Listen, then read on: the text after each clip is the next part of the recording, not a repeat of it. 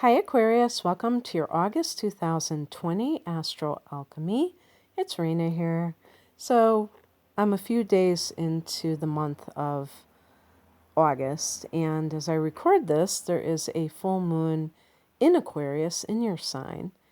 And so for those people who are born in the month of January, I think for the most part, this is going to fall in your 12th house.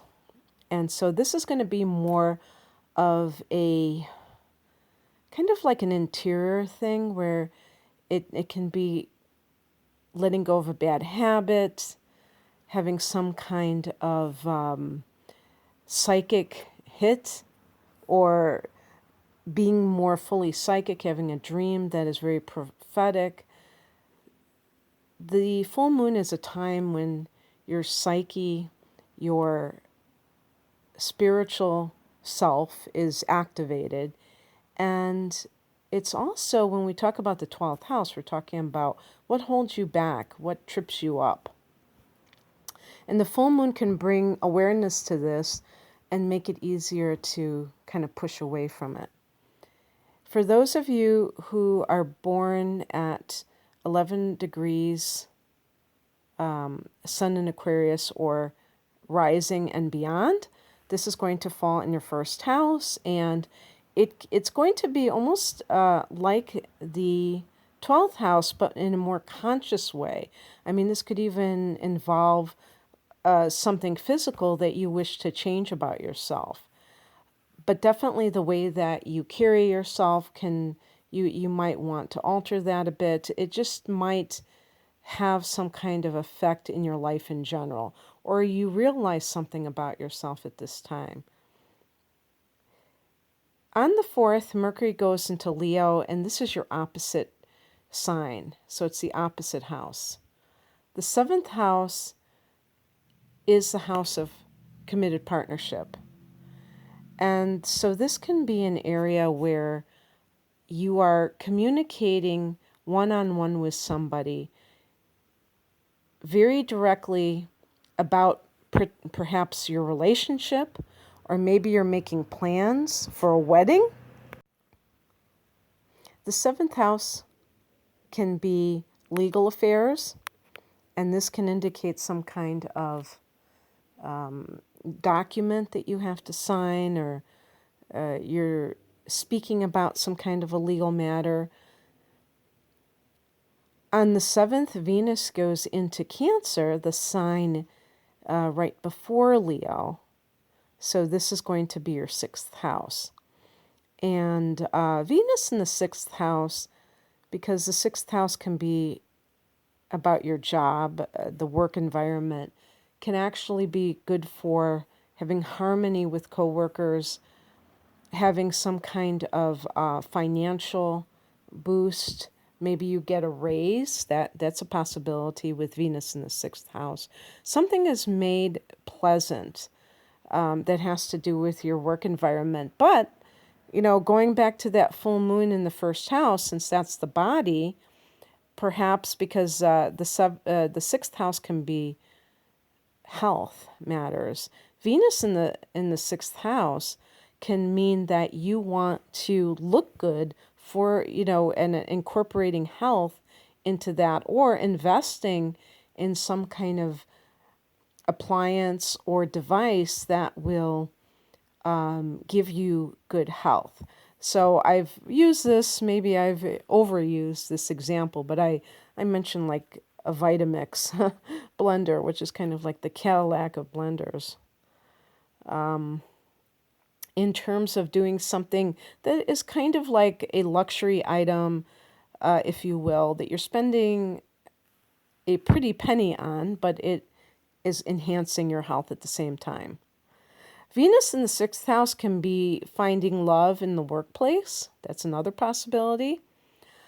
On the 15th, Uranus goes retrograde at 10 degrees of Taurus. So not fellow Earth sign. For you, Aquarius, this is going to be, since this is, I should have said instead of a fellow Earth sign, fellow fixed sign. And for you, this is actually the 4th house. So you've been having Uranus in Taurus for the last couple of years in that 4th house. And that can bring a little bit of surprises to the home front. This is going to differ, obviously, from person to person. For some people, this may be a time when you are moving a lot. Maybe this is yet another curveball where you have to move. For other people, this can be like surprise, maybe home improvements or just other things that relate to either the home or the home base or family matters, especially with the mother. Uranus here can be about that, and that you have to kind of like keep anticipating. Now, Uranus is your ruler, so Aquarius isn't necessarily that uncomfortable with surprises, although being the contrarian that you are, and I say that with affection, not, trying to criticize, but even though your ruler stands for these sudden shifts, you are a fixed sign, and so you may kind of be one of those people that you like to surprise other people or shock other people, but you don't necessarily want that done to you. So I don't know if you will enjoy this, but I will say that Uranus stands for freedom. So this is a time to kind of look at, the progress you've made so far in this area, because this may even be for some Aquarians that you're working from home. Now, of course, with what has happened, that it has been true for a lot of people, but you might be one of those individuals or as a group that will continue to work from home when other people have gone back into the workplace. On the 18th, we have a new moon at 26 degrees of Leo that will be in that 7th house of committed partnership. So you have Mercury there, and then you have this new moon. So is this an engagement, an announcement about an impending wedding?